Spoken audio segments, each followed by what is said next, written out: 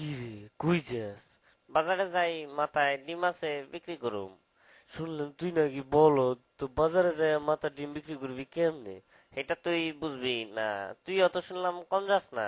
আচ্ছা পারলে কত দেখি আমার মাথায় কি আছে, যদি কইতে পারস তো এখান থেকে তোরে আমি 2টা ডিম দেবো। তোর মাথায় আমার মাথা দিয়ে চুলকায়। আচ্ছা কইতাছে একটু সহজ করে দে। আমার মাথায় যা আছে এটার গায়ের রং সাদা, আর ভাঙলে কুসুম লাল হইতে পারে, আবার হলুদ হইতে পারে, আর কম না কইলে বুঝা লেবি। বুঝে গেছি, তোর মাথায় লেম্বু। তুই আসলে একটা বলদ।